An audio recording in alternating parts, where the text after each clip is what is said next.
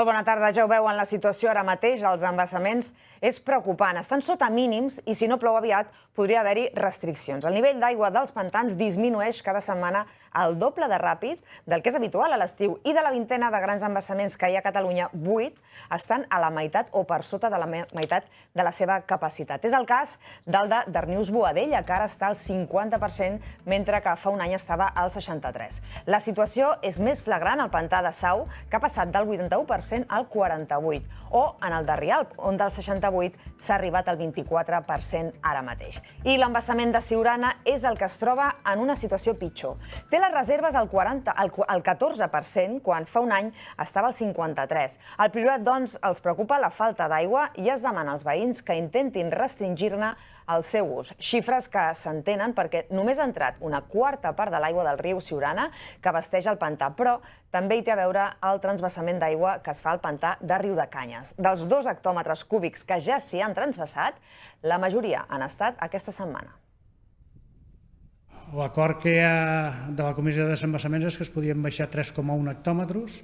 Ara, en aquests moments, quan s'acabi aquest segon transvassament, n'haurem baixat 2. En funció de les necessitats, doncs no sé si acabarem baixant l'hectòmetre que falta o no. Jo crec que sí. No és que n'agafin molt, el que passa que no n'haurien d'agafar.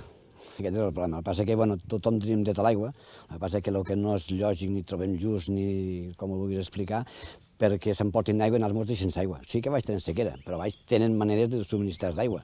Aquí no en tenim cap més. Si no ens entra aigua al pantà, no tenim aigua. Fa 2 anys estaven Siurana al 100%, Riudecanyes al 100%. I els responsables d'haver espatat 2 pantans en 2 anys no som nosaltres. Hi ha tècnics a l'Agència Catalana de l'Aigua, hi ha directius a l'Agència Catalana de l'Aigua que són els responsables de que la situació actual sigui la que és. També és preocupant la situació al pantà de Rialp. L'escassedat de reserves d'aigua és evident i avui es troba a només un 25% de la seva capacitat. Una xifra baixíssima si la comparem amb l'any passat, quan estava al 68%. Les empreses que ofereixen excursions amb caiac o lloguen embarcacions motores ja no poden oferir els seus serveis pel baix nivell del pantà i donen la temporada per perduda. Jo no recordo que una sequera d'aquestes magnituds, d'aquestes característiques i d'aquesta durada.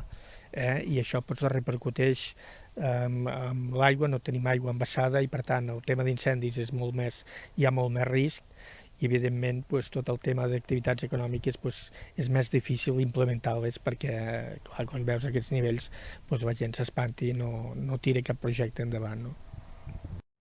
La comunitat de regants del marge esquerre de la Muga, a l'Alt Empordà, s'està trobant amb un impacte important en la seva producció a causa de les restriccions de l'aigua de reg per la sequera. En total són 600 els pagesos d'aquesta comunitat que reben un 25% menys d'aigua.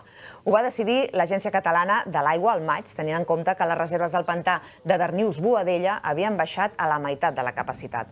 Els pagesos, en previsió, havien optat per cultius com els cereals d'hivern i el girassol, que necessiten menys aigua. Però al final, la producció i, per tant, la renda d'aquests agricultors s'han vist reduïdes de manera significativa. Pot representar que s'ha baixat el sou fins al 75%. Potser exactament no és això, però que s'ha baixat un tant per cent gros de la renta del pagès, i és. Nosaltres ja sabem, som molt conscients de que som en siniquera, perquè ja ens ha passat altres vegades que si no hi ha aigua, si no n'hi ha no en pots rajar. És així de clar. I mira, ja has de buscar altres alternatives per poder-te'n sortir. Aquesta calor de temperatures extremes és evident que agreuja la sequera. A Catalunya ja hi ha zones que apliquen restriccions, com en 14 municipis de l'Anoia i un de l'Alt Penedès, on ja no funcionen les fonts ornamentals i el reg de parcs i jardins està limitat, igual que la possibilitat d'omplir piscines. Són mesures que es podrien estendre pel territori. Estem només al juliol i nosaltres ja hem patit 3 episodis durs, molt durs, i si mirem la predicció, si mirem endavant, com a mínim a curt termini, no s'esperen precipitacions de cap mena. Les reserves d'aigua de Catalunya han caigut per sota del 50% per la sequera que arrosseguem en els últims 2 anys i seguim en una tendència de baixada. Estem similar a al període del 2007, en el volum disponible a nivells del 2007. I això fa que els embassaments van donant el servei de recursos, però van perdent volum. Entre l'abril del 2007 i el maig del 2008, Catalunya va viure una de les sequeres més severes. Els embassaments del sistema Ter-Llobregat van arribar al voltant del 20%. Ara estaríem en un moment, diguem, intermedi, amb totes les mesures que hi ha. Si no plogués ni una gota ara, segurament arribaríem a final d'any. Si mirem els gràfics anuals, l'any del Glòria, el 2020, en verd, els embassaments tenien 1.600 hectòmetres cúbics i respecte als nivells de volum d'aigua del 2021 i de la mitjana dels últims 10 anys han baixat un 25%. Estem en situació d'alerta a la zona de la Noia, una mica al Penedès, que li diem la zona Carme Capellades. Però la situació d'alerta per sequera es podria estendre si no plou. En alerta el que es fa és que es defineix un topall, que són 250 litres habitant dia. La tendència meteorològica és d'un agost i un setembre eixuts. Seran 2 mesos amb temperatures per sobre la mitjana climàtica i amb precipitacions per sota de la mitjana climàtica a Catalunya. Per tant, és el pitjor escenari per començar la tardor en el nostre país. Una part important del consum és consum dedicat al ciutadà. Per tant, el ciutadà pot fer molt, que és tancar l'aixeta. Aquesta onada de calor està afectant de valent la península ibèrica.